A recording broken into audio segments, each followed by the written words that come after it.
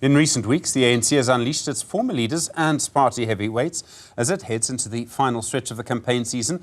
The momentum it's managed to garner through this is being threatened by the party's seemingly unrelenting internal squabbles. Discrepancies during the compiling of the party's list processes may threaten to affect the party's electoral fortunes, even in provinces where it's previously won a comfortable majority. Our reporter Juniour Khumalo joins us in the studio to discuss this. Juniour, good afternoon to you.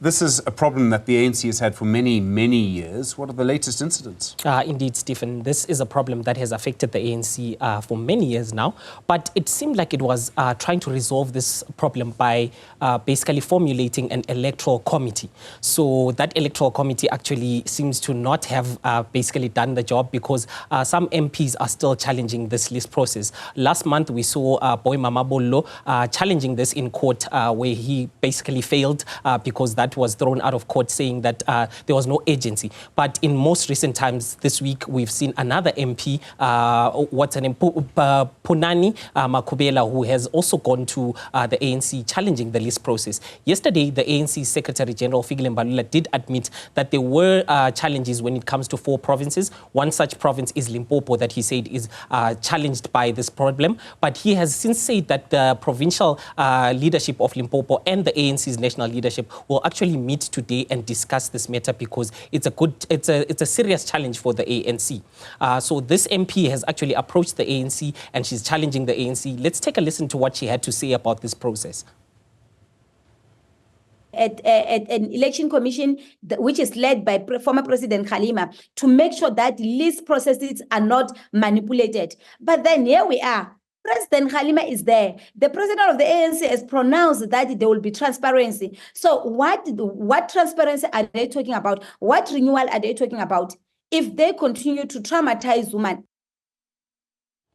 Juniour, we all know this is the worst kind of look for any political party to have internal fights. They're not the only ones. But the ANC, because it has so many MPs, is prone to having them more often. I mean, this really does put a spanner in the works of the campaign process. Indeed, it does affect the ANC a lot, because Limpopo has been a stronghold for the ANC. In the last elections, 2019 elections, they got about 75% of the votes in Limpopo. So they would have wanted to consolidate that figure. But given these challenges with Kabela as well as Boy Mamabolo coming out to challenge the list processes, these individuals were voted to that list by a lot of provinces and branches of the ANC. So if those branches and these individuals themselves don't come out in support of the ANC, it's going to be a challenge.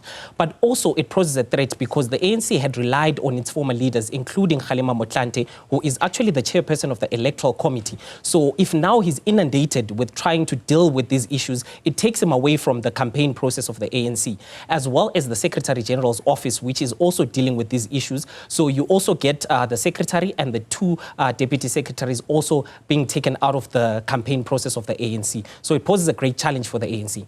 I mean, and at the root of all of this as well, of course, is the Zondo Commission, and there were huge debates about this a month or so ago, when the lists were being compiled, where the people implicated by the Zondo Commission but not yet charged by the National Prosecuting Authority could actually be candidates for the ANC. Some of these are people in government now. Indeed.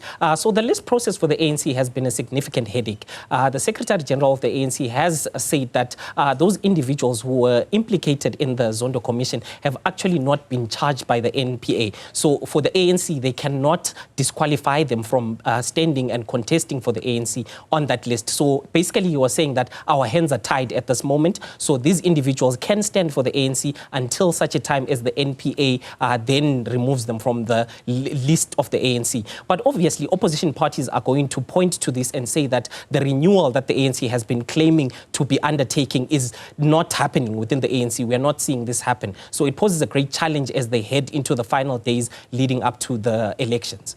Juniour Khumalo, thank you very much indeed. Our political reporter, of course, on that situation.